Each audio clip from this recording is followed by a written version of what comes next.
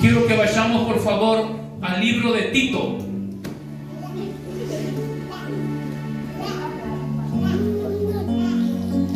El mensaje de esta noche tiene por nombre: limpia tu lente. Limpia tu lente.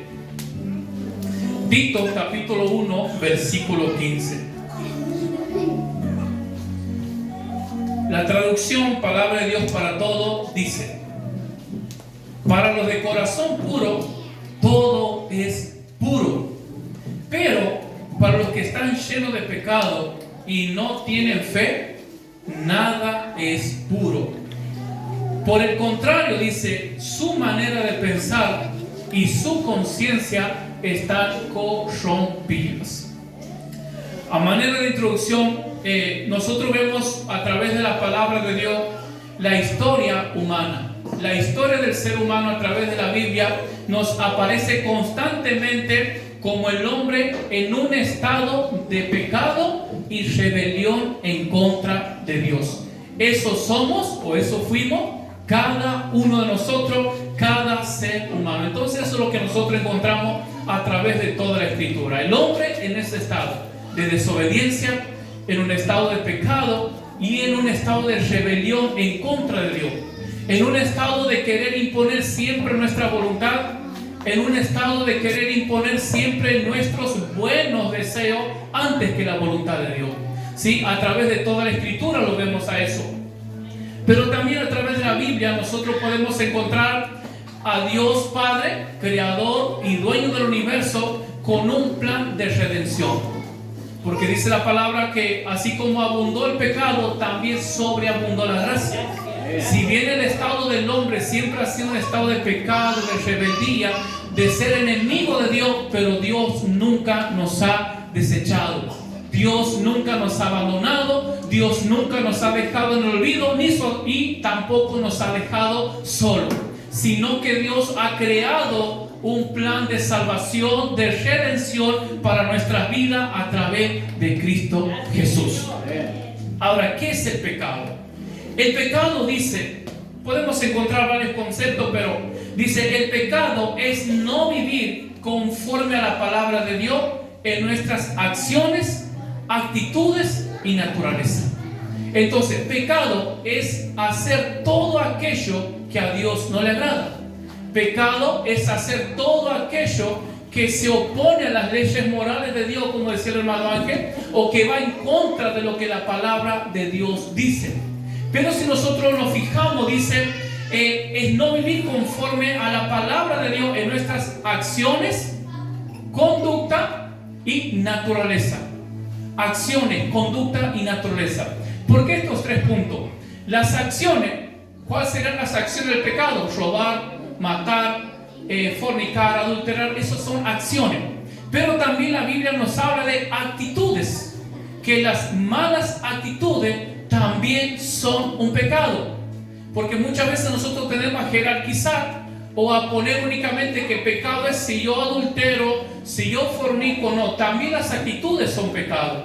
Y esto lo podemos encontrar desde el Antiguo Testamento, como así también en el Nuevo Testamento.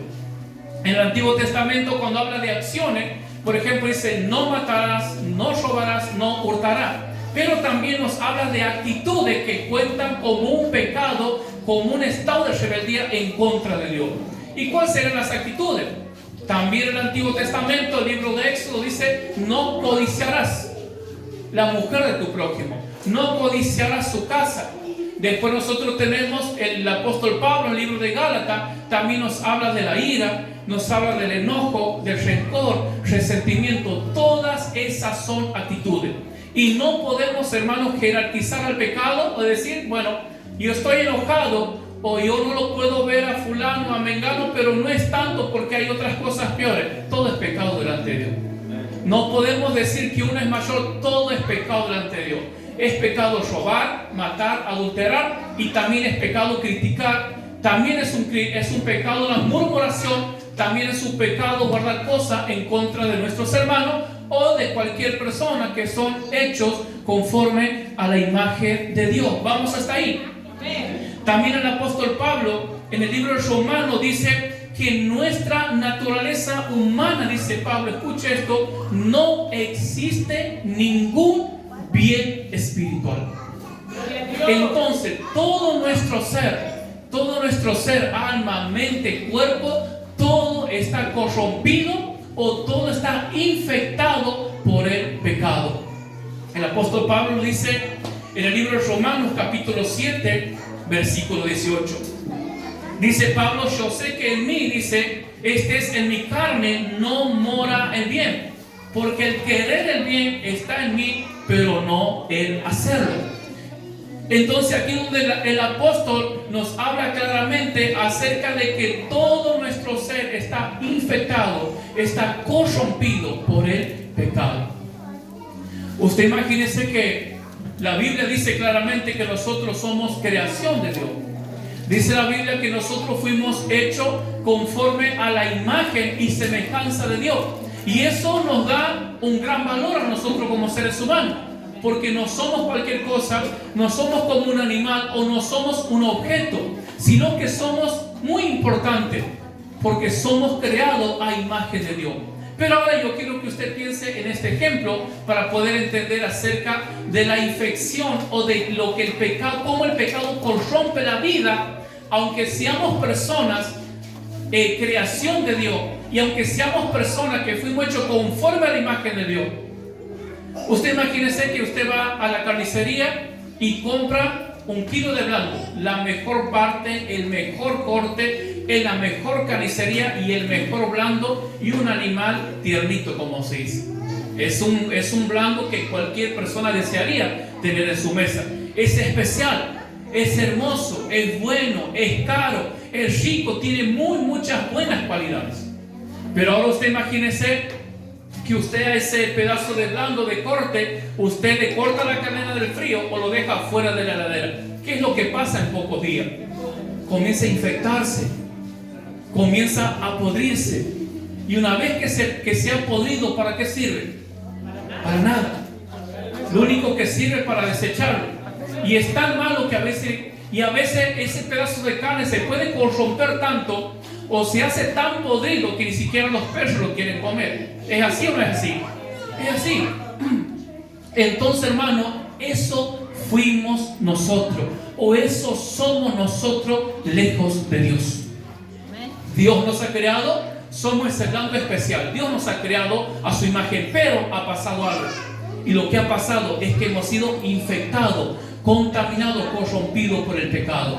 Entonces hemos pasado a ser ese blando que no servía para nada, que lo único que servía es para ser echado a los perros, y a tal punto que ni siquiera los perros nos querían comer, espiritualmente hablando. Eso somos nosotros. Ese es el estado de un hombre, de una mujer que está lejos de Dios. Pero sin embargo, el apóstol Pablo en el libro de Romanos capítulo 8 versículo 1, Pablo nos da una buena nueva. Pablo nos da una buena noticia. Y el apóstol Pablo dice, ciertamente, dice Pablo, ahora ninguna condenación hay para los que están en Cristo Jesús. No hay condenación para nosotros, no hay juicio, no hay sentencia para nosotros. Y ya no somos ese blando podrido, lleno de gusanos, infectado y corrompido por el pecado, porque hemos sido lavados, justificados, redimidos por la sangre de Cristo Jesús. Amén. Y también en el libro de 1 Corintios 15:3 dice Pablo que Cristo murió por nuestros pecados. Y en Corintios 6:11 Pablo habla a la iglesia de los Corintios, y Pablo, antes del versículo 11, Pablo da unas citas. Pablo enumera ciertos pecados. Y Pablo dice, ¿no sabéis, dice Pablo, que los injustos no heredarán el reino de Dios? No erréis, dice Pablo, ni los fornicarios, ni los adúlteros, ni los afeminados, ni los que se echan con varones, ni los borrachos, etcétera, etcétera. Sigue enumerando Pablo. Pero después de haber enumerado Pablo le habla a la iglesia de Cristo y le dice, pero, y esto, dice Pablo, eran algunos de ustedes, mas ahora han sido santificados, mas ahora han sido lavados y han sido justificados por la sangre de Cristo Jesús. Entonces, hermano, ahora nosotros tenemos un estado diferente.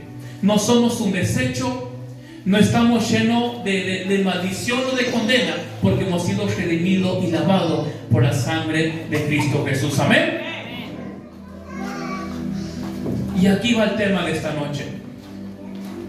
Ahora la pregunta es, en ese nuevo estado que nosotros tenemos, dicho sea de paso, cuando hablamos de estado, hablamos de una condición en la cual nosotros nos encontramos.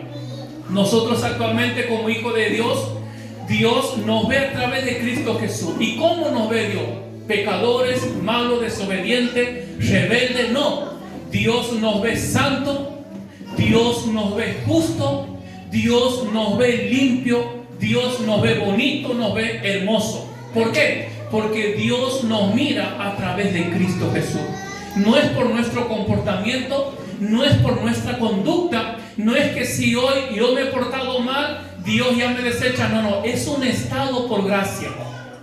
Es un estado que Cristo ha pagado en la cruz del Calvario, nos ha comprado por su sangre y nos ha dado una posición delante de Dios. Somos hijos de Dios, somos reyes y sacerdotes y nos ha dado su presencia. Amén. Eso somos nosotros.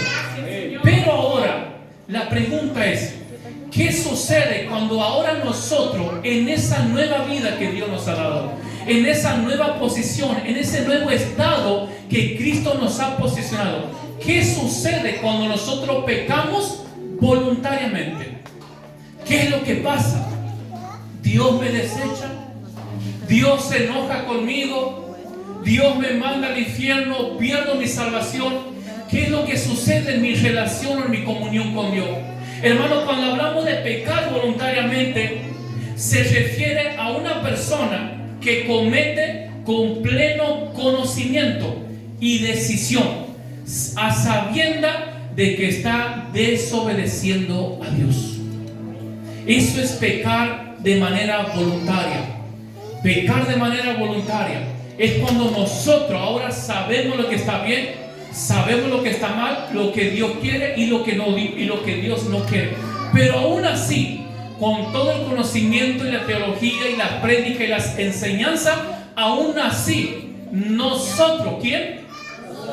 Nosotros decidimos, ¿qué hacemos? Decidimos pecar. Aún sabiendo que Dios dice, eso no va. Pero nosotros tomamos la decisión y accionamos y lo hacemos. Bueno, eso es pecar voluntariamente. Ahora, la pregunta nuevamente es, ¿qué sucede cuando nosotros pecamos voluntariamente? El pecado voluntario provoca crisis en nuestra relación con Dios. Dios no nos deja, Dios no nos abandona, pero hay una crisis. Se genera un problema, se genera una dificultad. Usted imagínese lo que estamos casados, ¿sí? Cuando hay un problema en nuestras parejas, estamos casados, nos hemos comprometido delante de Dios, nos amamos, ella me ama y yo lo amo. Pero vamos a suponer que durante el día se genera un conflicto, hay una discusión, hay un malentendido, hay un entredicho, una palabra que se ha dicho de mala manera, cualquier cosa que fuera. Y esa situación genera una crisis. Entonces ya mi relación con mi esposa durante el día ya no es la misma. ¿Por qué? Porque algo ha pasado de por medio, algo ha sucedido, ha habido un inconveniente, se ha generado una crisis, ha habido un descontento en uno de los dos. Uno de los dos hemos fallado, en mayor o menor escala, pero hemos fallado. Quizás en una actitud, en una palabra, en una mirada, lo que sea, pero hemos fallado. Y eso ya es suficiente para que se pueda generar un malestar en la pareja. Bueno, eso es exactamente lo que sucede con Dios. Cuando nosotros pecamos voluntariamente, se provoca una crisis en mi relación con Dios. Entonces, ¿qué es lo que sucede? Es como que mi comunión, mi relación con Dios, como que queda suspendida, como que ya no es lo mismo que antes. Usted imagínese, vamos a suponer que hoy yo haya tenido un excelente día con mi esposa, hemos salido, nos hemos reído, hemos conversado, todo lo de un matrimonio, pero mañana algo ha pasado. Y cuando algo pasa, cuando hay tensión en el matrimonio, las cosas no son iguales. Cuando hay una tensión en el matrimonio, nada sale igual. Y eso comienza a afectar no solamente en nuestro matrimonio, sino que es algo que comienza a afectar ya en nuestro entorno. Un problema que ha comenzado con nosotros, pero después eso se extiende sobre nuestros hijos, ya sobre nuestros vecinos, sobre nuestros compañeros y así sucesivamente. Es exactamente lo mismo que sucede cuando nosotros pecamos voluntariamente con Dios. Hay algo que se corta, hay algo que se rompe, hay una afinidad que desaparece. Y entonces, ¿qué es lo que sucede? Dice, el pecado voluntario provoca una crisis en nuestra relación.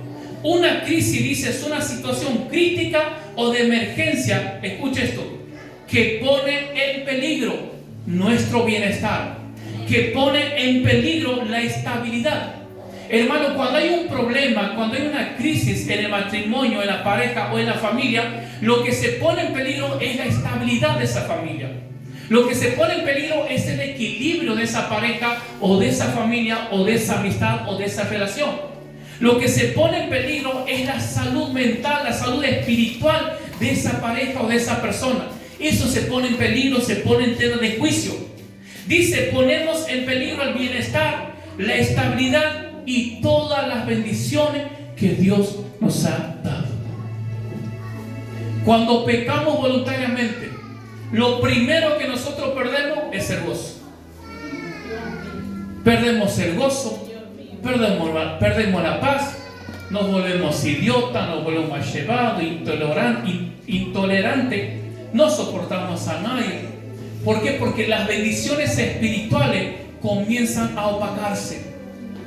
Dice la Biblia, debemos aclarar que Dios nos ha bendecido con toda bendición espiritual. Entonces nosotros no debemos andar persiguiendo o buscando bendiciones porque Dios ya nos ha bendecido. Lo que nosotros tenemos que hacer es examinar y ver qué es lo que ha pasado, qué es lo que está sucediendo, qué es lo que ha pasado en mi relación con Dios, que está provocando o que ha llevado que no pueda estar disfrutando del gozo, que no pueda estar disfrutando de la paz o de todas las bendiciones que Dios nos ha dado. Entonces no se trata de ir en conquista de las bendiciones, sino de examinar, ¿en qué estoy fallando? ¿En qué he pecado? Y volvamos al principio, que no hablamos de adulterio, de fornicación o de matar o de generar una masacre. Hablamos de examinarnos en pequeñas actitudes. Hablamos de examinar en nuestros pensamientos, nuestro corazón. ¿Cómo está mi corazón con el hermano?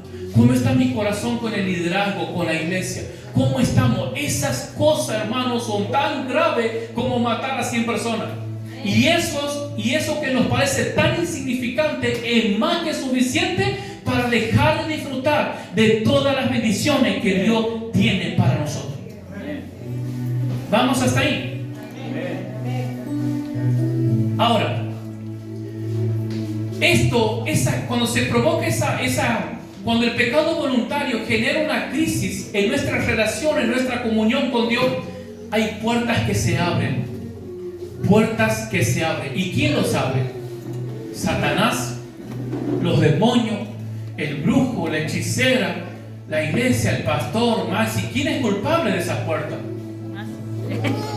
Diga, levante su manito. Diga, el pastor. Diga, soy responsable de todo lo que me sucede. Cuando nosotros decidimos pecar voluntariamente, así también voluntariamente abrimos la puerta para que Satanás comience a trabajar y a destruir nuestra vida. Entonces comienza el miedo, comenzamos a experimentar la ansiedad, la tristeza, la confusión, la desesperanza. Hoy en día una de las cuestiones que el mundo enfrenta y lucha es la desesperanza. La desesperanza, la confusión de no saber qué hacer, de no saber a dónde ir, de no saber cómo pararse, a dónde. Estamos confundidos, estamos perdidos, estamos sin esperanza. Nos invade la tristeza, nos invade la angustia, el miedo, la depresión. Y esas son todas crisis que son consecuencias de todo pecado voluntario que nosotros hemos accionado o decidido realizar. Ahora vámonos un poquito más a fondo. Y la siguiente pregunta es: ¿cómo se da el pecado voluntario? ¿Cómo es que nosotros, siendo cristianos, conociendo la verdad de las cosas de Dios, terminamos haciendo cosas que a Dios no le agrada y con una conciencia? El pecado voluntario, hermano, se da a través, escuche esto, el pecado voluntario se da a través de un proceso de decisión o a través de un proceso de elección. Nosotros decidimos siempre avanzar. Damos un paso, otro paso y otro paso. No es que me despierto mañana y de repente me doy cuenta que me han cambiado mi esposa, no. No es que me despierto mañana y me doy cuenta que me han cambiado la mente, no. Nosotros voluntariamente decidimos avanzar, avanzar y avanzar. Es un proceso de elección que nosotros mismos hacemos, no Satanás, no es Dios, no es la iglesia, no es el presidente, no es la sociedad, somos responsables. Nosotros, hermanos, somos muy buenos, somos especialistas. ¿En qué? De hacer mal por un lado y de buscar responsables. Siempre tratamos de ver siempre encontramos un culpable o un responsable. Pero ¿cuándo vamos a decir, no, yo soy culpable, yo soy responsable? Un claro ejemplo de la Biblia es el rey David. David, un hombre de Dios. David, un hombre conforme al corazón de Dios. Dice que David estaba en la ventana, en su balcón, y observó, primer paso, observó a una mujer que se estaba bañando desnuda. Se estaba bañando desnuda, sí, no creo que esté con ropa, ¿verdad? Bueno, se estaba bañando. Puede ser, quién sabe. Habría que ver la cultura. Bueno, dice que David observó a una mujer que se estaba bañando. Primer paso de David, observó. Segundo paso, David manda a preguntar. Segundo paso. Tercer paso, viene, le informa a David, manda a llamar a esa mujer. Tercer paso. Cuarto paso, David lo toma y se acuesta con Betsabé. ¿Sabe qué? En cada paso siempre ha sido una oportunidad de volver atrás. Siempre ha habido una oportunidad, y es exactamente, hermano, lo mismo que nosotros hacemos. Decidimos avanzar y siempre tenemos la oportunidad. Dios es tan grande, Dios es tan misericordioso, que aún Dios sabe que nosotros sabemos que lo que estamos haciendo está mal, pero Dios es tan grande que nos da oportunidad hasta el último momento para que podamos arrepentirnos, para que podamos cambiar de decisión y volvernos hacia atrás. David ha avanzado hasta que ha podido completar y después ha pagado las consecuencias. Entonces, la última pregunta que vamos a desarrollar es: ¿por qué el pecado? Escuche esto.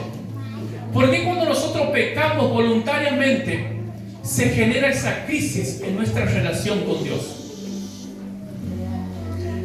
¿Por qué? ¿Qué es lo que pasa? ¿Qué es lo que sucede en nuestra vida? ¿Sabe qué es lo que pasa? Porque el pecado, por más pequeño, grabémonos eso, no existe el pecado. El pecado es pecado y punto. El pecado lo que hace es corromper.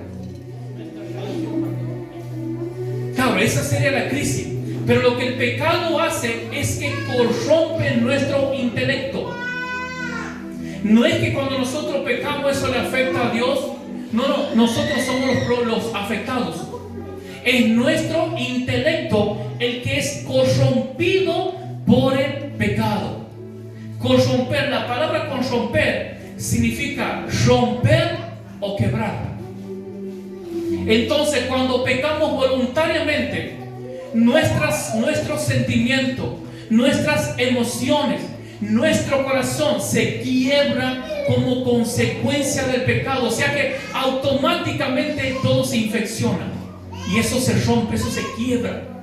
Y eso, cuando nuestro intelecto está corrompido, contaminado, o se rompe o se quiebra, eso es lo que genera crisis. Pero ¿por qué genera una crisis? El intelecto dice, es por esto, hermano, que nosotros entramos y tenemos siempre crisis o problemas.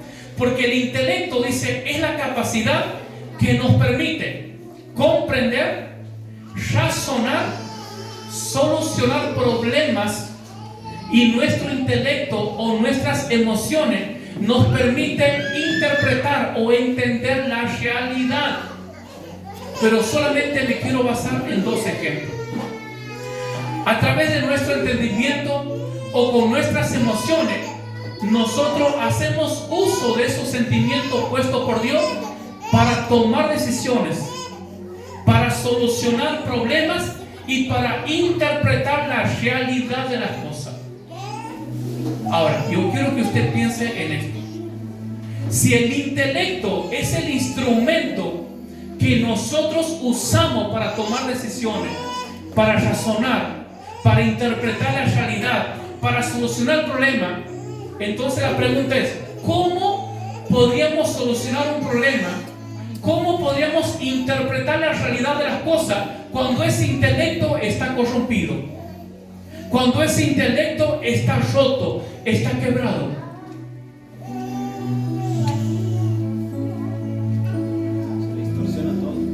Exacto. Pero ¿sabe qué, hermano? Sin importar el estado de nuestro intelecto, nosotros forma parte de la vida que sí o sí tenemos que seguir tomando decisiones. Sí o sí tenemos que seguir haciendo una interpretación de la realidad. Estemos bien o estemos mal, nuestro intelecto tenemos que seguir haciéndolo. El problema es cómo lo hacemos. Yo quiero que usted piense en eso. En un intelecto o en una mente, en un corazón donde los sentimientos están corrompidos, donde están contaminados por el pecado. Ejemplo, tengo mi matrimonio, he dado lugar a un pecado y ahora mi intelecto, mis emociones han sido contaminadas por el pecado. Y resulta que ahora se me presenta un problema y tengo que tomar una decisión. ¿Cómo, hermano, nosotros podemos esperar tomar una decisión buena, correcta o adecuada cuando nuestro intelecto ha sido contaminado? Está roto, es imposible. Hermano, y ese es el gran motivo por el cual muchas veces las cosas nos salen mal. Por el cual muchas veces terminamos cayendo siempre en lo mismo. Podemos pensar en el intelecto, vamos a modo de ejemplificar, que son nuestros lentes. Entonces, nuestro intelecto son los lentes. Y todo, en mi caso particular, todo yo lo observo a través de estos lentes, razono a través de ello, miro a través de ello, interpreto la realidad a través de ello, veo todo a través de ello. Pero la pregunta es, ¿qué sucedería si estos lentes estarían opacos o estarían manchados aquí? ¿Cómo podría ver yo la realidad? Distorsionada para cualquier lado. Si yo tengo estos lentes y están manchados o no veo bien, quizás el hermano Maxi va a venir con el fin de abrazarme, pero yo ¿qué voy a interpretar? Que me quiere pegar.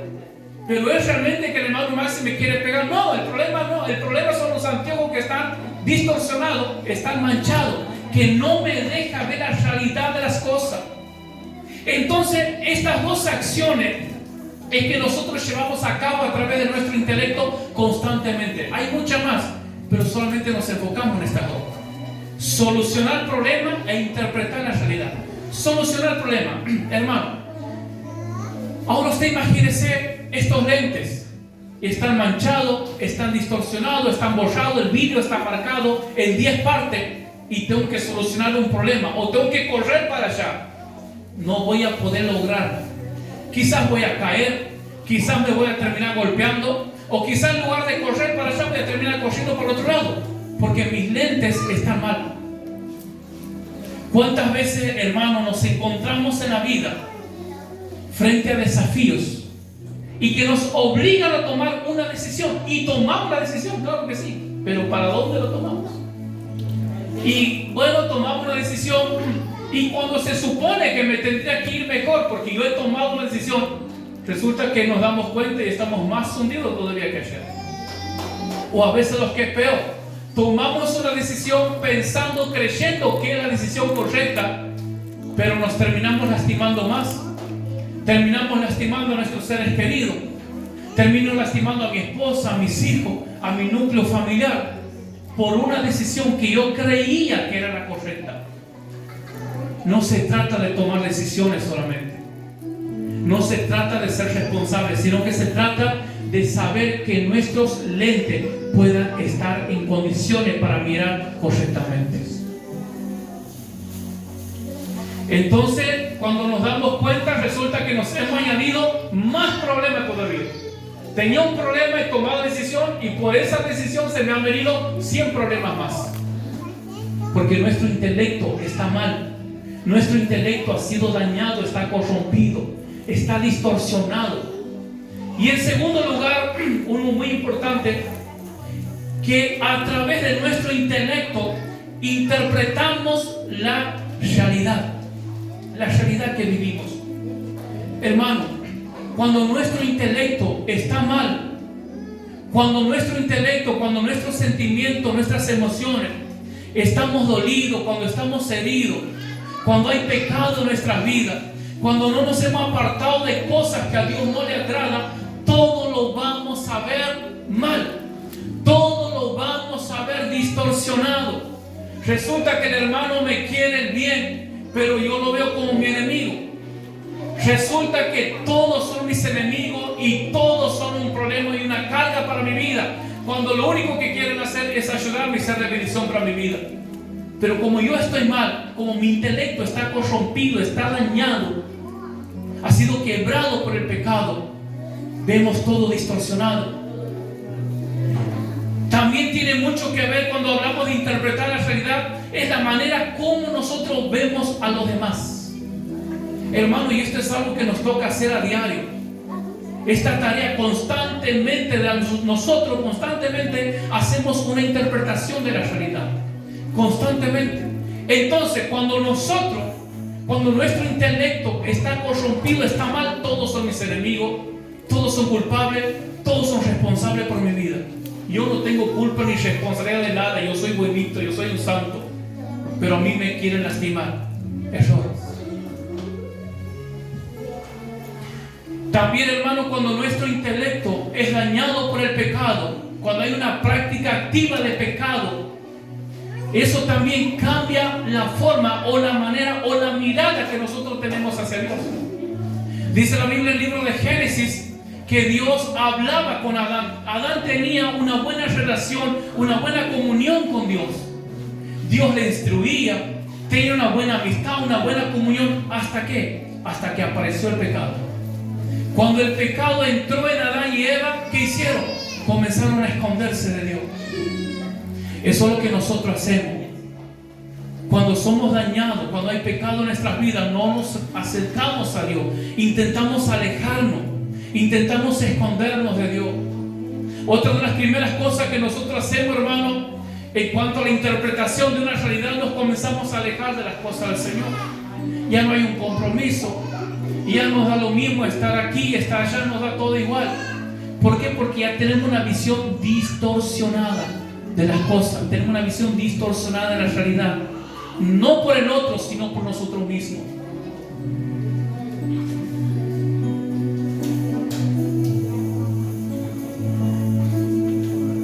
Tito 1:15, retomamos el versículo. Para los de corazón puro, todo es puro. Para los de corazón puro, todo es puro. Entonces, hermanos, para ir concluyendo, según el estado espiritual en el cual nosotros nos encontremos, según ese estado vamos a ver a los demás. Si yo tengo una comunión con Dios, si yo mantengo mi vida en consagración, en santidad, en oración de Dios, los demás no los voy a ver como personas, como mis enemigos. Aún aquella persona que me hace mal o me hace daño, yo no lo voy a ver como un enemigo, sino que yo voy a ver como la oportunidad de mostrarle mi amor a esa persona que me ha dañado. Yo voy a ver la oportunidad de mostrarle compasión a esa persona que me hizo un daño, o de mostrarle el perdón que Dios ha tenido en mi vida. Todo cambia, todo es diferente. pero solamente cuando hay una comunión, una relación sana con Dios. Pero hermano, aunque hayamos sido redimidos por la sangre de Cristo y aunque estemos practicando pecados voluntarios, aún así Dios nos habla, Dios nos llama constantemente para poder revertir nuestra situación. Dios es un Dios de amor, de misericordia, pero también es un Dios justo. Así que, pero esa justicia de Dios cayó sobre Cristo. Así que por eso no hay condenación para nosotros. Porque si nosotros quisiéramos que Dios sea justo, no tendríamos que estar aquí. Así que hermano, quiero que esta noche podamos examinar, podamos preguntarnos ¿cómo está nuestro intelecto? Dice Tito, para los de corazón puro, todo es puro. Pero para los que están llenos de pecado y no tienen fe, nada es puro. O sea, todo lo ve mal, todo lo ve negativo, todo es problema, todo es dificultad. No pueden gozarse, no pueden, porque todo es malo para ellos, porque hay un corazón contaminado. Pero cuando nosotros estamos alineados a las cosas, a la palabra, a la comunión de Dios, Dios nos da la capacidad. Hermanos, como siempre digo, cuando nosotros pecamos, lo hacemos porque nos gusta y accedemos a hacerlo voluntariamente, porque Dios nos ha dado el poder. Dice la Biblia que Dios no nos ha dado espíritu de cobardía, sino que Dios nos ha dado espíritu de poder, amor y dominio propio, para vencer, para resistir y para vivir en victoria en Cristo. Caemos porque nos gusta, pecamos porque nos gusta, accedemos voluntariamente. Pero hermano, no podemos esperar nada bueno. Podemos estudiar, podemos aprender teología, podemos ir a las mejores universidades y aprender la mejor teología, pero todo es basura si no hay un arrepentimiento.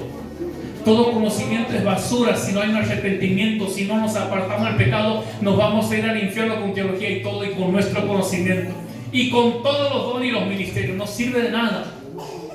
Dice Pablo, cuántas cosas eran importantes para mí, dice Pablo, pero a todo lo tengo por basura para ganar a Cristo Jesús. Lo que nuestra sociedad necesita, lo que nuestro hogar necesita, lo que su esposa, lo que su esposo necesita, es un hombre, una mujer. Por eso dice Pablo que debemos ser transformados en el espíritu de nuestra mente. Por eso dice el apóstol Pablo que haya en nosotros el mismo sentir de Cristo. Por eso la Biblia nos habla y nos anima constantemente que debemos tener la mente de Cristo. Entonces, hermano, cuando hay una persona, un hombre, una mujer con la mente de Cristo, es una persona que sabe dónde está parado, sabe lo que tiene que hacer, sabe qué decisión tiene que tomar, sabe a dónde va, sabe de dónde viene. Es una persona firme, es una persona estable.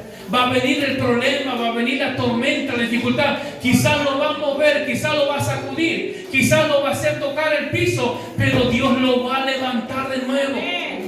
Es alguien indetenible, porque la mente de Cristo está en su corazón.